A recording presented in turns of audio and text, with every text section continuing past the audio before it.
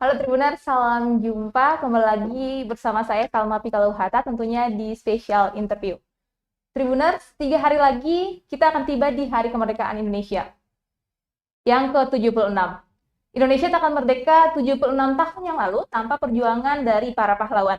Indonesia sendiri menjadi negara yang paling banyak memiliki pahlawan nasional. Dan kemungkinan akan terus bertambah. Di Maluku sendiri kita punya 7 pahlawan nasional. Namun ternyata masih ada juga pahlawan yang turut memperjuangkan kemerdekaan Indonesia tidak tercatat sebagai pahlawan nasional. Salah satunya adalah A.M. Sangaji. Siapakah A.M. Sangaji? Untuk mengenal lebih jauh siapa A.M. Sangaji, saat ini di studio tribunambon.com sudah hadir cicit A.M. Sangaji yakni Kamil Moni dan juga pemerintah negeri Rohomoni, Pak Abdul Halim Tuhuteru. Oke. Selamat sore, Abang. Selamat sore. Oke. Ya, apa kabar hari ini Abang berdua? Alhamdulillah, Alhamdulillah, baik. baik-baik. Cuacanya juga cerah. Ya. Nah, Tribuners, keluarga A.M. Sangaji sendiri sejauh ini sudah melakukan berbagai upaya agar A.M. Sangaji ditetapkan sebagai pahlawan nasional.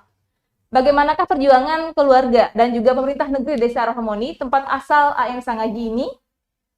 Tapi sebelum kita bicara lebih jauh tentang bagaimana perjuangan keluarga agar A.M. Sangaji ditetapkan menjadi pahlawan nasional, kita akan mengenal dulu siapa sebenarnya A.M. Sangaji itu sehingga dia harus menjadi pahlawan nasional.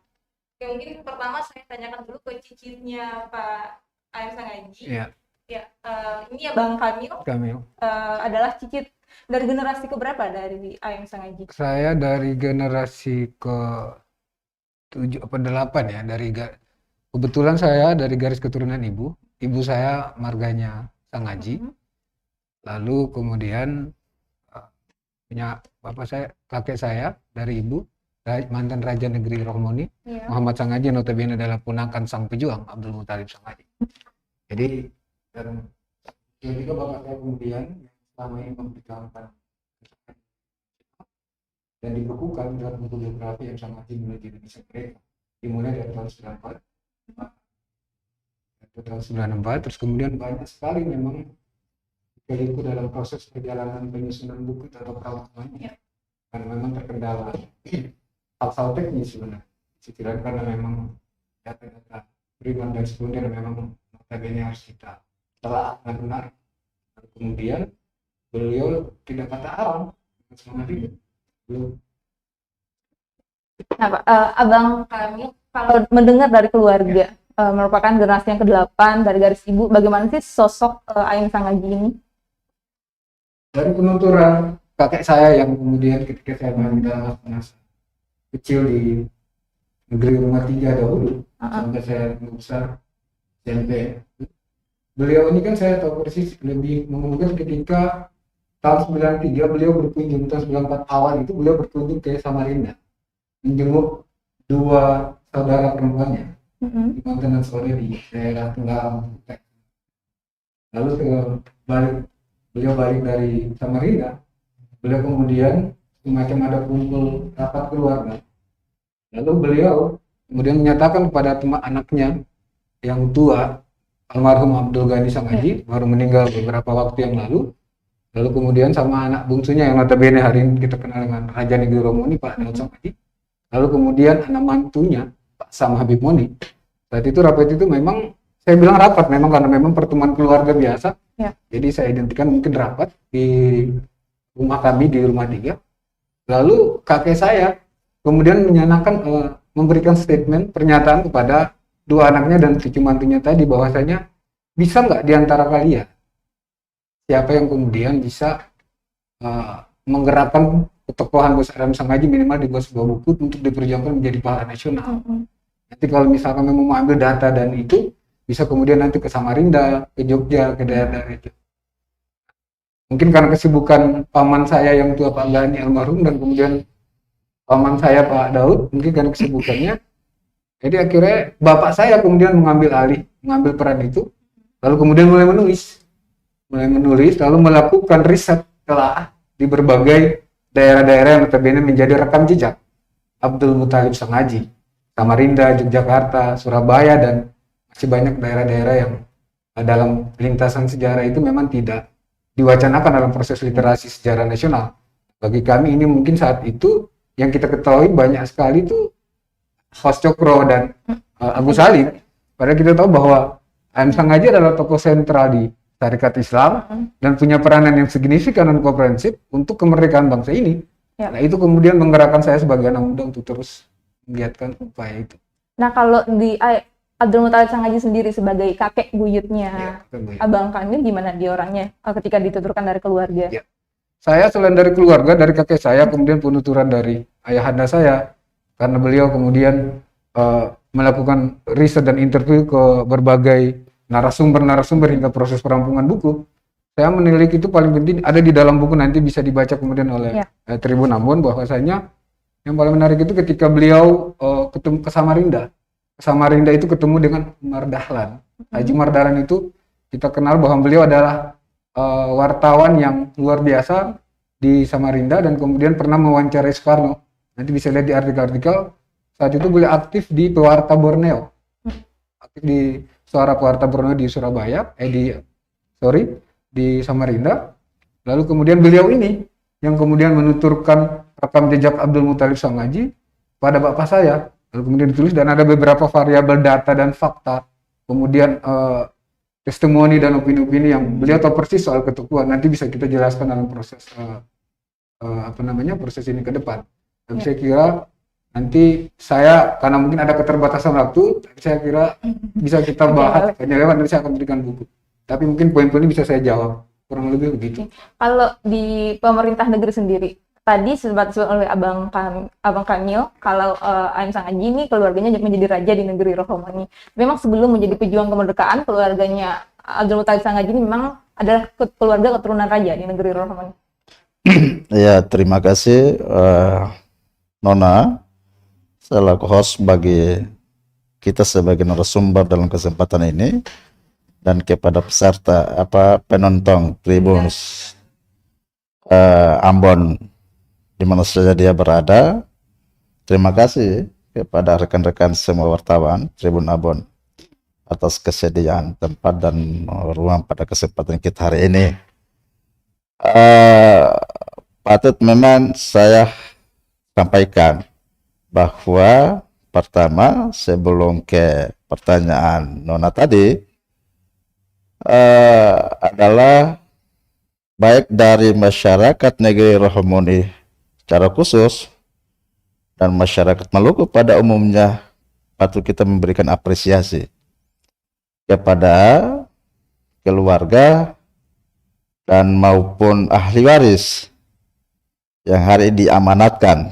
Kalau tadi lewat Pak Kamil dia sampaikan cerita setback belakang terkait dengan proses awalnya, bahwa pada saat pertemuan di kediamannya Pak Sam Habib Moni sehingga lahirnya sebuah gagasan dari Sam Habib Moni untuk bagaimana dia berupaya seupaya beliau mungkin sehingga ada penghargaan negara kepada A.M. Sangaji sebagai tokoh pahlawan nasional. Patut kita harus memberikan apresiasi itu, rasa hormat kita kepada secara khusus Sam Habib Moni.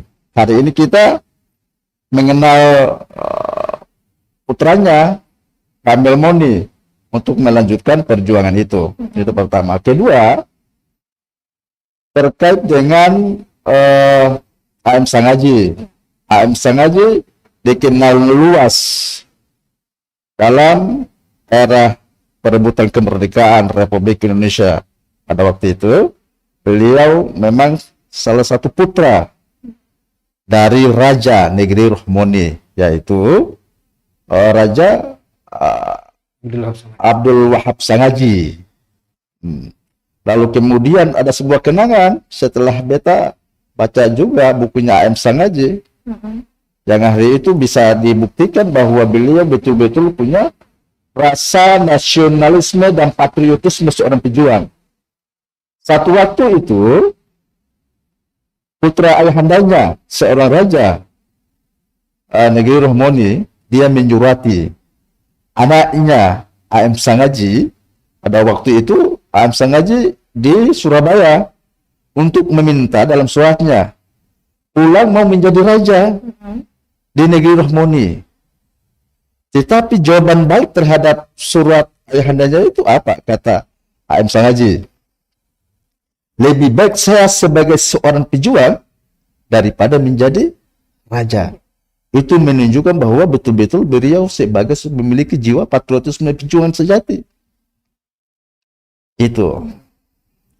Jadi yang kita tahu kalau membaca sejarah, kemarin saya sempat baca, ternyata A.M. Sangaji ini dia juga orang yang ikut berkiprah di pendidikan di Kalimantan Selatan.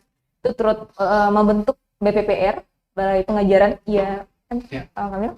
Kemudian dia juga memang bergabung menjadi yang tadi seperti disebutkan dalam Persatuan Serikat Islam Indonesia bersama Haji Agus Salim. Ini kan bisa diceritakan sedikit bagaimana perjuangannya A.M. Sangaji ketika saat kemerdekaan, supaya mungkin bisa diketahui oleh Tribuner dan juga untuk semua masyarakat Maluku, kenapa A.M. Sangaji memang harus dan pantas ditetapkan sebagai pahlawan nasional. Ya, saya kira memang sebelum saya masuk ke tadi, mungkin saya agak bukan ralat, tapi mungkin saya agak meneruskan tadi Bang Abu bahwa di tahun 1921 itu kan Raja Abdul Wahab Sangaji, yang notabene adalah bapak dari Abdul Muthalib Sangaji, itu kemudian berangkat ke Surabaya.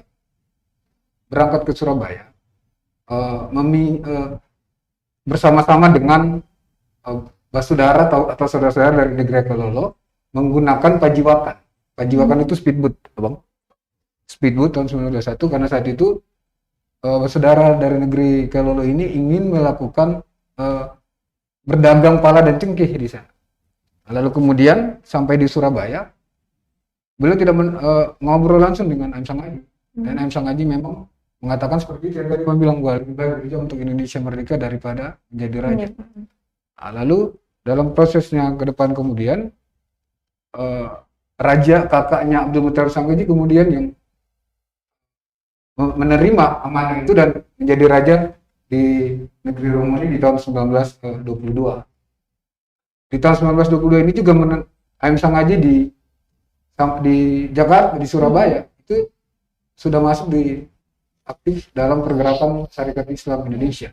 Tapi sebelum masuk ke sana, saya kira penting juga saya harus kemukakan di awal tadi proses perjalanan beliau hingga bisa ada pada tahapan menjadi nantinya dalam sejarah mencatat beliau sebagai Presiden Hasan Tanfiziah, Ketua Umum DPP Partai Syarikat Islam Indonesia.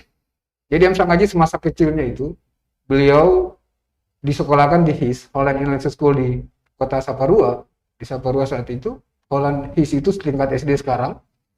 Lalu kemudian melanjutkan ke Mulo di Ambon, Bang, di Jalan Dinas Pendidikan sekarang Jalan Ahmad Yani. Setelah dari situ beliau selesai, beliau punya niat nawaitunya luar biasa, ingin melanjutkan sekolah ke AMS setingkat SMA, Bang. Oh, iya. Tapi saat itu SMA, AMS itu tidak ada di Provinsi Maluku. Adanya hanya di kota-kota besar, misal Surabaya, Kalimantan, atau bahkan daerah Sumatera. Lalu A.M. Sangaji tidak melanjutkan niat untuk melanjutkan ke hal itu. Beliau kemudian mengikuti saran orang tuanya, tidak melanjutkan ke perguruan jenjang lebih tinggi. Nanti di tahun 1909, yang ketua Abdul Muthalib Sangaji mencoba peruntungannya menjadi pegawai pada pamong pemerintah Hindia Belanda sebagai driver landrat atau panitra. Itu di Landrat Saparua. Kurang lebih 7 tahun beliau dipindah tugaskan ke Landrat Amboina. Dipindah ke Ambon. Lebih dari 1909 beliau menyurati Residen Pat Amboina untuk hijrah atau pindah atas inisiatif sendiri ya Bang ke daerah Surabaya. Lalu kemudian beliau pindah ke Surabaya 1919. Di Surabaya itu beliau bertempat tinggal di rumah di Jalan Gamlaura nomor 4 Surabaya. Ini barangkali tidak jauh dengan rumah Penel yang tapi nanti jadi cikal bakal perjuangan beliau di wadah Indonesia Islam. Lalu ketika beliau sering di dalam sidang-sidang landrat, beliau memang ada ketidakadilan dan semacam diskriminasi, perbedaan perlakuan terhadap pemerintah. Disitulah rasa ketidaksukaan beliau itu mulai mengemuka, dan memang semangat patriotisme dan nasionalisme seorang Sangaji memang mulai ini di situ.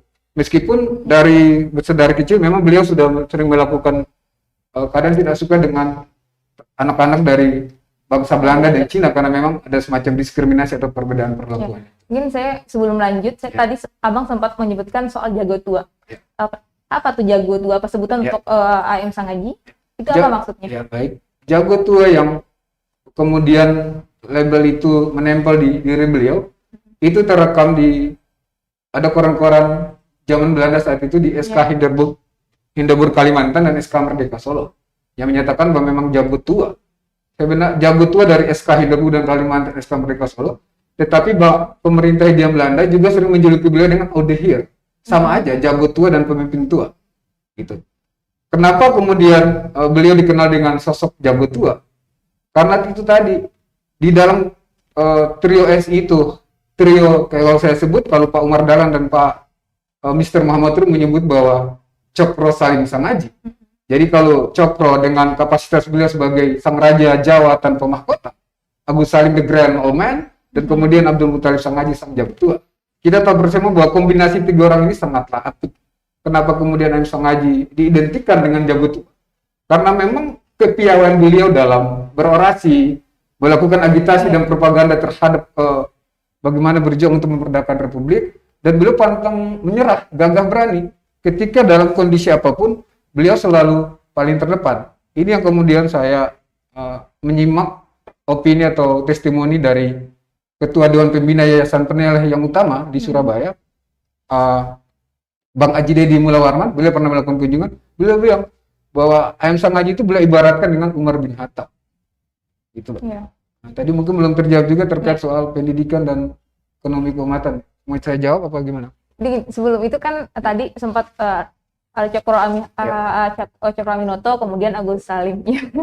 Itu kan ini mereka bertiga memang satu wadah di PSI. PSI, Syarikat Islam. Mungkin bisa diceritakan, kita bisa tahu dari PSI kemudian ini sangat, itu perjuangannya untuk Indonesia itu lumayan besar. Kemudian di situ juga tadi sebutkan kalau AM Sangaji menjadi ketua partai partai saat itu. Lalu bagaimana ketika dia menjadi ketua partai saat itu, apa yang dia lakukan di sana? Mungkin itu juga bisa diceritakan. Kan? Ketika tahun 1930 AM Sangaji terpilih menjadi ketua presiden partai Lasnatan Vijaya Syarikat Islam atau ketum DPP PSI. Terpilih melalui kongres di Jakarta. Beliau saat itu, kemudian 2 tahun kemudian, beliau langsung melakukan giat politik, perjuangan politik Islam nasionalis ke berbagai daerah. Saya contohkan di sini beliau ke daerah Bolang Mongondo. Jadi Bolang Mongondo itu beliau ke sana. Beliau ke Bolang Mongondo bersama Hos Cokro dan kemudian Buya Hamka. Dan kemudian ada beberapa Haji Abu Salim, Bang, itu melakukan kegiatan-kegiatan pendidikan dan politik. Jadi bagaimana memberikan satu konsensus untuk pada rakyat pribumi, bahwasanya rakyat pribumi harus ditempa dengan pendidikan. Lalu kemudian didirikanlah beberapa madrasah-madrasah yang dibutuhkan oleh SI.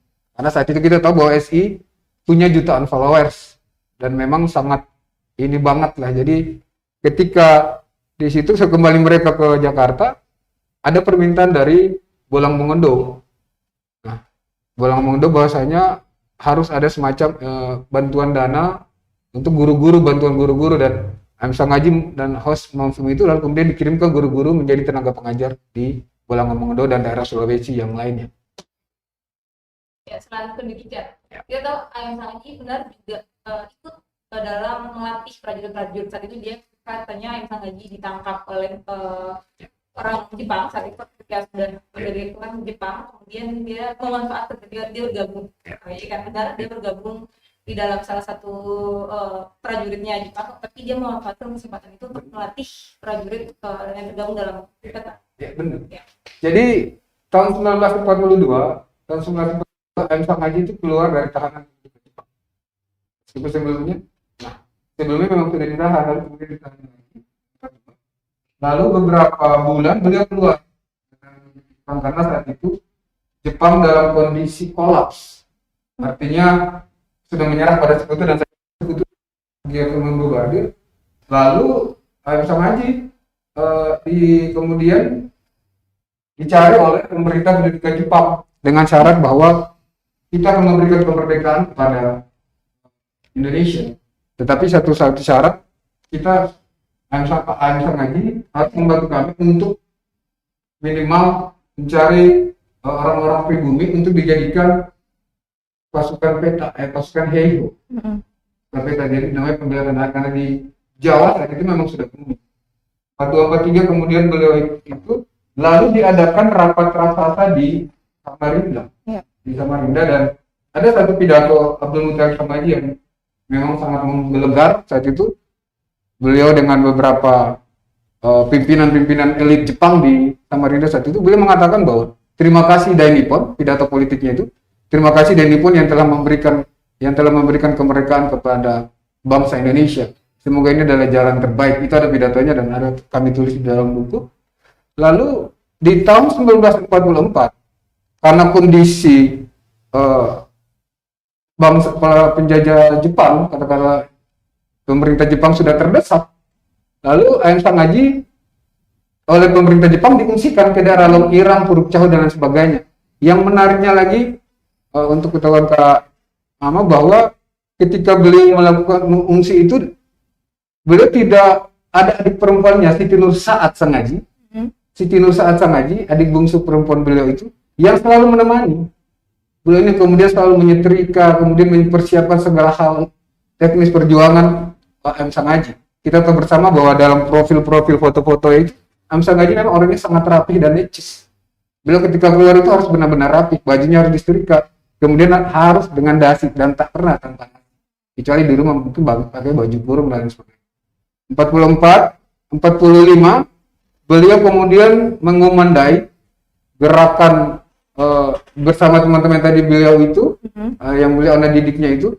Lalu beliau mengatakan kepada mereka bahwa kalian boleh masuk ke dalam, tapi tidak kemudian harus memakai strategi dan taktik.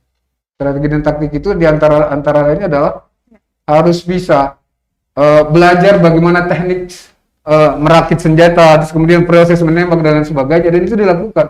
Dan akhirnya diapresiasi oleh Ayam Sangaji. Ayam Sangaji bersama rombongannya itu ke daerah Long Irang dan Puruk Cahu itu beliau mendengar bahwa Indonesia sudah merdeka, dan beliau mengibarkan sangsaka merah putih, mengabarkan ke seluruh penjuru pelosok Kalimantan bahwa Indonesia sudah merdeka. Mungkin saya juga ke Pak Halim, cerita tentang Ayam Sangaji ketika kemerdekaan itu apakah juga terdengar sampai di negeri Rohani sana saat itu? Oh iya, perjalanan Napatilas dari Ayam Sangaji juga sampai ke telinga masyarakat Rohmoni pada waktu itu, dan atas ide-ide gagasan-gagasan beliau, rasa patriotisme beliau, rasa nasionalisme beliau, itu ketika itu masyarakat Rohmoni sangat mendambakannya dan sangat mengharapkan sosok beliau itu untuk berada di tengah-tengah mereka menjadi raja. Tapi beliau tetap optimis, tetap dia memperjuangkan tetap bersama dengan Haji Cokro Aminoto dan kemudian dengan Haji Agus Salim yang dikenang sebagai tiga serangkai, selalu gigih tetap berjuang bersama-sama untuk memerdekakan negara pada waktu Indonesia pada waktu itu. Sehingga dari Napatilas yang disampaikan oleh Adinda Kamil tadi, ya memang sudah sepatutnya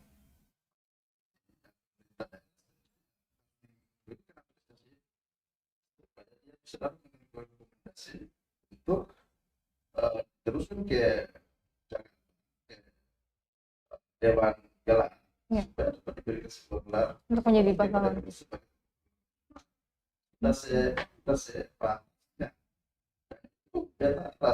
Sudah memenuhi persyaratan yang disyaratkan di dalam Ya. Mungkin sebelum lanjut, Abang Halim, ini apakah cerita tentang Ayam Sangaji ini juga diceritakan ke generasi milenial sekarang, supaya di Rohmoni semuanya tahu, oh ternyata Ayam Sangaji ini orang dari negeri kita, orang dari Maluku ini juga turut berjuang untuk kemerdekaan Indonesia begitu. Ya. Sehingga di mana-mana yang namanya marga sangat itu marganya saja tidak begitu dikenal di Iya. mana-mana seperti di Jakarta itu, sehingga diherankan mereka punya nama lengkap kayak begitu karena pakainya sangat sebagai pejuang nasional. Sampai pada hari ini juga kepada generasi orang-orang Romo nih, tapi cuma punya bukan persoalannya di situ itu sekali sebenarnya. Tapi AM Sangaji kita harus kenang dia ini dari orang Maluku, anak Ambon. Kira-kira itu ya. Jadi memang Tribuners, kenapa AM Sangaji ini harus ditetapkan sebagai pahlawan nasional karena dia punya banyak sekali jasa dalam kemerdekaan Indonesia dan dia memang terkenal sebagai teman dekatnya Haji Agus Salim dan juga Cokro Aminoto. Jadi kalau kita mau lihat juga di jalan di Ambon dekat Ayapati ada jalan bernama AM Sangaji dan ternyata itu juga ada di Yogyakarta, Surabaya, Solo, Jakarta juga ada. Ya. Dan hampir di semua nama jalan tuh ada nama AM Sangaji. Tapi Pak, kenapa sampai sekarang ini AM Sangaji juga belum ditetapkan sebagai pahlawan nasional? Nah mungkin ini kita tahu kan keluarga dan juga pemerintah negeri selama ini sudah berjuang agar AM Sangaji ini ditetapkan sebagai pahlawan nasional. Kira-kira sudah berapa lama perjuangan ini? Keluarga dan juga pemerintah negeri. Saya tahu ini cukup panjang perjuangan ini. Panjang. Itu sekitar kurang lebih dia bermula dari 2008-2009. Jadi terhitung sekitar sampai sekarang ini kurang lebih 20 tahun. 20 tahun. Ya, semestinya pemerintah daerah sudah sepatutnya dan sudah sewajarnya sebagaimana amanah di dalam Undang-Undang Nomor 20 Tahun 2009 dan amanah di dalam keputusan Presiden ya, peraturan pemerintah Nomor 35 Tahun 2010 itu. Ya. Bahwa pemerintah daerah lewat pemerintah kabupaten menyampaikan kepada pemerintah provinsi, gubernur kemudian dia mengeluarkan sebuah rekomendasi usulan supaya AM Sangaji dapat diberi anugerah gelar sebagai. Nah, tapi terkadang kala pemerintah daerah terkesan mengabaikan itu. Padahal pemerintah daerah punya kewenangan langsung, berkewajiban langsung dan berkepentingan langsung di situ. Nah Pak, saya potong mungkin langsung saja. Kan kalau bisa tadi katanya dari pemerintah daerah, kemudian terakhir kita dapat informasi dari Kepala Dinas Sosial Maluku katanya sebenarnya bukan karena dari pemerintah daerah yang tidak mau tidak mengusulkan ini menjadi pahlawan nasional, tapi dari pihak keluarga yang tidak memberikan persyaratan usulan berupa surat itu ke pihak pemerintah daerah menjadi pahlawan nasional. Bagaimana tanggapan dari keluarga juga dari keluarga? Ya baik, mungkin saya jawab ya. Sebenarnya statement beliau kita tentu namanya statement sih boleh-boleh aja ya. Tapi saya kira saya pernah baca di artikel yang kemudian jadi kurang lebih artikel itu judulnya seperti ini. Dinsos Promal meminta dukungan DPRD untuk pemindahan kerangka jenazah Alexander Kepati dari Bandung. Saya bertemu beliau langsung, Pak Kadis Sosial yang terhormat, saya ketemu beliau langsung. Saya tanyakan gitu loh, kira-kira sejauh mana keseriusan pemerintah daerah terkait soal ini. Lalu beliau bilang, memang ya kita akui, memang tidak ada belum ada proses pengusulan terkait itu. Tapi kalau memang kesemuanya ini kita harus pada proses tataran, saya kira tidak mengenyampingkan persoalan regulasi, aturan, juklak dan juga kita paham terkait soal itu. Tapi tentu kalau kita kembali lagi, kalau kita kemudian dari sisi aspek sosial humanis, kita tinggalkan sebentar, saya kira Pak Timur, Cip Nyadin, Marta Kristina tidak pakai relevan literasi terkait soal aturan atau regulasi itu. Tapi saya mau katakan begini, di dalam statement-statement beliau atau narasi-narasi itu kan beliau mengatakan bahwa oke, kita tidak pernah mengusulkan, tetapi ada narasi lain bahwa proses pemindahan kerangka Ayapati ini dipandang perlu karena akan diusulkan bersama-sama dengan Abdul Muthalib Sangaji sebagai pahlawan nasional. Itu, beliau mengatakan seperti itu.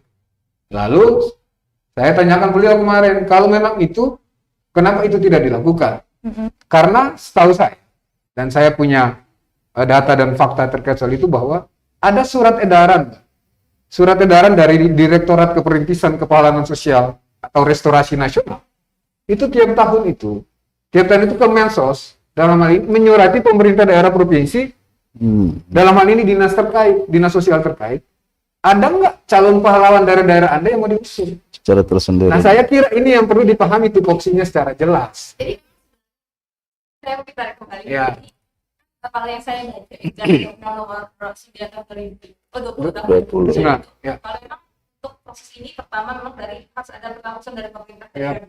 Setuju. Dari pemerintah daerah, setelah itu melalui proses ada pengkajian TPG 2D dulu kan. Lalu apakah selama 20 tahun jalan panjang ini bagaimana respon dari pemerintah daerah? Kan 20 tahun ini tentu saja setiap tahun ada pengusulan, setiap tahun datang.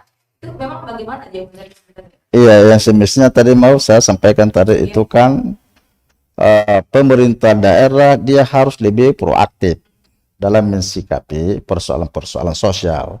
Persoalan pahlawan di daerah itu adalah persoalan sosial. Yang karena tanggung jawabnya adalah pemerintah daerah, Ciki, dinas sosial. Itu. Terkait dengan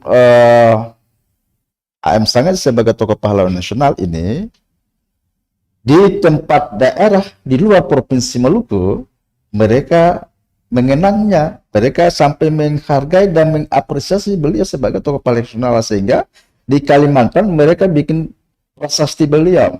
Ada juga jalannya di sana. Kemudian di Yogyakarta, itu adalah bentuk apresiasi akibat karena M. Sangaji cukup dikenang dan dikenal sebagai seorang pejuang pada waktu tempo itu di daerah mereka. Caranya kemudian di daerah di Pemda, di pemerintah daerah Maluku, yang semestinya pemerintah daerah Maluku yang mengenal M. Sangaji itu sebagai anak orang Maluku yang berturut berjuang untuk memerdekakan Republik Indonesia ini. Semestinya mengapresiasi itu dengan dia secara proaktif bersama-sama dengan inisiator Sam Habib Moni sebagai inisiator upaya beliau untuk menjadikan berjuang untuk menjadikan M. Sangaji sebagai pahlawan nasional. Secara proaktif semestinya dengan seperti apa? Harus melakukan upaya ke situ, termasuk itu membantu Sam Habib Moni untuk melakukan sebuah penelitian kajian terhadap AM Sangaji ini, melakukan sebuah pencarian data pendukung. Karena di situ yang merupakan persyaratan itu adalah selain dari persyaratan khusus dan persyaratan umum, juga ada persyaratan administrasi. Ya. Disitulah kewajiban daripada pemerintah daerah lewat dinas sosial itu. Persyaratan administrasi ini seperti apa, Pak? Persyaratan administrasi itu termasuk di dalamnya adalah biodata, biografi, kemudian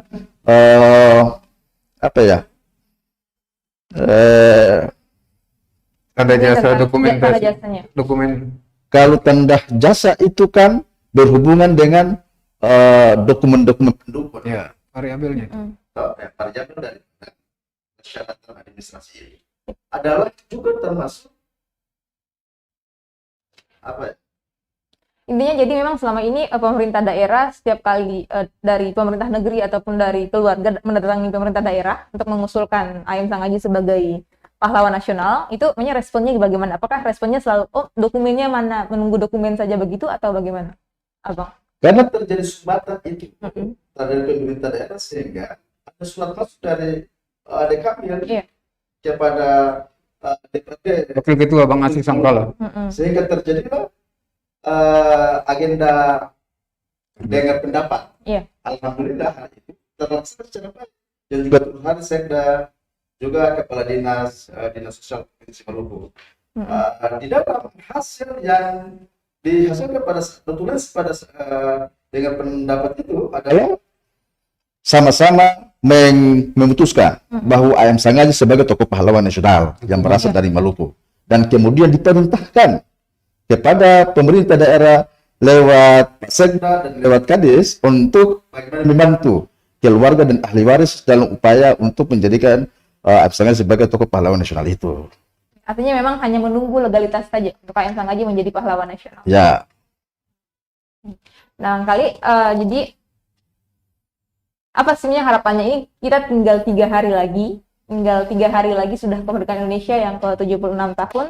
Artinya sudah 76 tahun Indonesia merdeka, tapi M. Sangaji juga belum ditetapkan sebagai pahlawan nasional. Apa sih harapan dari pertama keluarga dulu, harapannya apa secepatnya, dan kemudian dari pemerintah negeri bagaimana harapan supaya agar AM Sangaji ini mungkin segera ditetapkan Sehingga untuk itu harapan besar dari pemerintah negeri Rohomoni dan masyarakat Rohomoni secara khusus, beta rasa masyarakat Maluku pada umumnya adalah secepatnya lewat upaya daripada pemerintah daerah Maluku untuk bisa dapat merekomendasikan AM Sangaji sebagai tokoh pahlawan nasional dan kemudian dapat dinobatkan, diberikan sebuah gelar tanda jasa dan penghormatan. Ingat, di dalam dokumen tambahan sebagai salah satu persyarat seorang tokoh nasional diberikan gelar itu adalah tanda jasa dan tanda kehormatan atau diterdaftar. Itu secara langsung bersamaan dengan waktu seseorang itu diberi gelar itu.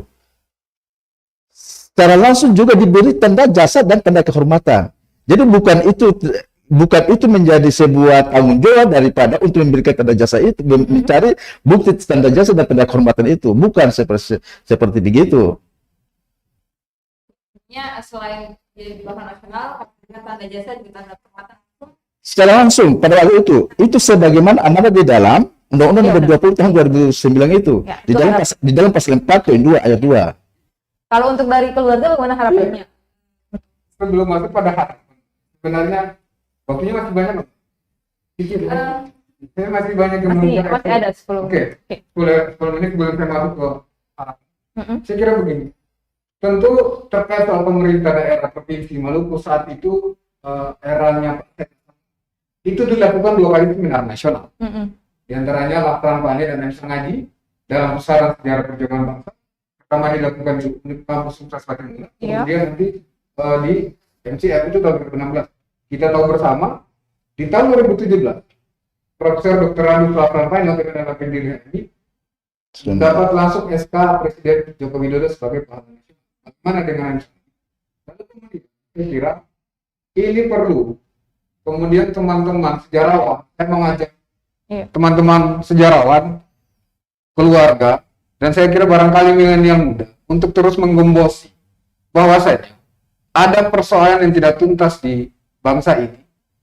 Artinya milenial Maluku harus bisa melek sejarah bangsa sebagai proses, sebagai perwujudan daripada kita mengisi kemerdekaan di dalam momentum yang baik ini. Saya kira ini bukan lagi kita kemudian bicara soal pro dan kontra, kemudian pemerintah tidak mengapresiasi apa dan apa. Saya kira itu sudah selesai di agenda kemarin. Tapi menjadi penetrasi atau menjadi penegasan atau menjadi komitmen teguh, dan kita butuh komitmen moral, etika dan nurani dari pemerintah daerah untuk kemudian serius dalam mengusulkan AM Sangaji sebagai pahlawan nasional di tahun depan. Saya kira ini kemudian jangan jadi wacana liar untuk hanya sekedar meraih simpati publik. Itu pertama. Yang kedua, perlu saya kemukakan juga bahwa dalam proses memorial lecture di tahun 95 di Universitas Kristen Indonesia Maluku yang digelar saat itu rektornya Pak Prof. Nori Marna, beliau mengundang beberapa tokoh nasional, diantaranya Fadil Muhammad, Rusan Abdul Ghani, dan Pak John Piris. Saat itu karena kedekatan emosional bapak saya sama dengan Pak John Piris mengundang bapak saya untuk kemudian menghadiri memorial lecture Lemena dan Matahari diusung sebagai pahlawan nasional. Nah, yang paling menarik dalam proses seminar itu adalah ketika paparan diskusi dari Rusan Abdul Ghani. Kita tahu Rusan Abdul Ghani dalam fase 45 adalah orang yang kemudian begawan di perjuangan anak muda saat itu. Beliau mengatakan bahwa saya dengan orang Maluku, baik Lemena maupun Sangaji, sudah bukan baru sekarang kami sudah kenal ketika kami duduk sama-sama dalam struktur kepemerintahan. Kita tahu bahwa di tahun 47 itu Lemena didapuk menjadi Menteri Kesehatan. Abdul Muthalib Sangaji menjadi Sekretaris Menteri Kehakiman. Saat itu Menteri Kehakimannya adalah Mr. Kasman Singo di Mejo. Lalu kemudian Pak Rusan Abdul Ghani menjadi Sekretaris Menteri Penerangan kalau saya tidak salah. Kabinet itu Kabinet Amir Syarifuddin. Nah, dalam prosesnya kabinet itu hanya bertahan sekitar 2 bulan karena persoalan gejolak politik Republik yang memang tidak bisa kemudian di drive secara baik, lalu kemudian terjadi guncangan politik di Republik ini, lalu kemudian lahirlah kabinet ke-7 yang dipimpin oleh Dr. Andus Muhammad Hatta. Lagi-lagi ada 2 putra terbaik Maluku yang kemudian masih didapuk menjadi masuk dalam struktur pemerintahan. Pak Limena masih tetap menjadi Menteri Kesehatan, lalu kemudian A.M. Sangaji tetap menjadi penasihat Menteri Pertahanan. Menteri Pertahanannya adalah Sri Sultan Hamengkubuwono ke-9. Saya perlu tegaskan bahwa kenapa A.M. Sangaji selalu menjadi penasihat dan sekretaris menteri. Karena kita tahu beliau ditunjuk oleh Soekarno karena memang jago tua tadi. Kan memang sesepuh di bangsa ini. Lalu kemudian di tahun 1947, saya tadi ada ini, itu kata Umar Dalam dalam majalah Suara Muhammadiyah tahun 1984, ketika beliau bicara soal trio SI, trio Cokro Salim Sangaji, dalam komposisi Syarikat Islam, bagaimana pakaian seragam beliau, bagaimana dia menilai dari sisi kopiah apa segala macam. Yang paling menarik lagi Mbak, supaya saya tidak lupa, peci yang dikenakan A.M. Sangaji itu dijahit sendiri.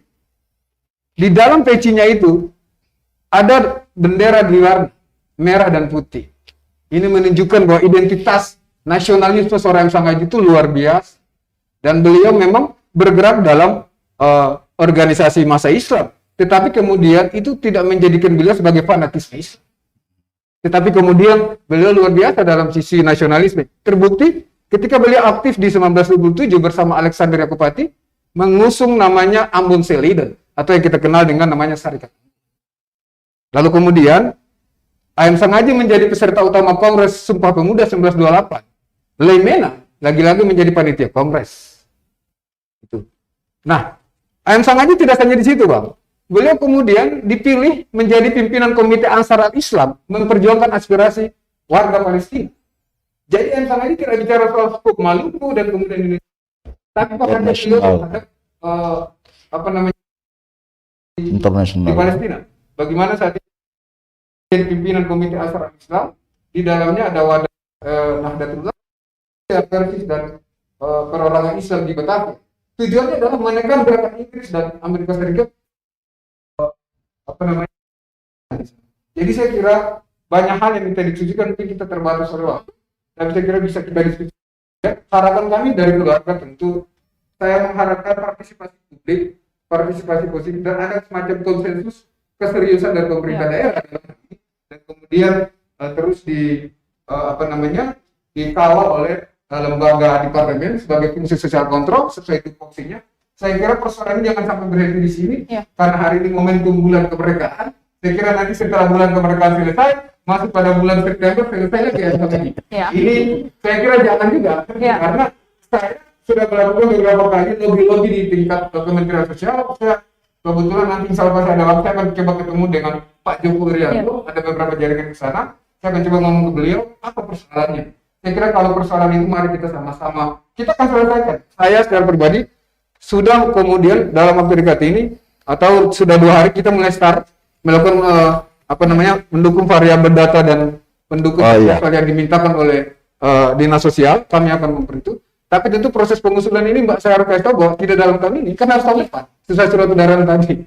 Jadi dari Januari per April selesai barang ini. Jadi saya kira harapan saya tentu semoga A.M. Sangaji tidak hanya menjadi wacana dalam rangka meraih simpati publik, tidak ada momentum-momentum politik apapun di dalamnya. Saya kira mari sama-sama kita buka lembaran baru sesuai dengan semangat A.M. Sangaji yang out of the box, gagah berani dan pantang menyerah, nasionalis murni untuk memperjuangkan bangsa ini. Harapan kami tentu kami mengharapkan kolaborasi yang energik, tetap akan bersinergi dengan pemerintah daerah dan siapapun saja untuk dalam proses bicara kaitan konstruktif dan progresif mengusung A.M. Sangaji sebagai pahlawan nasional. Saya kira demikian.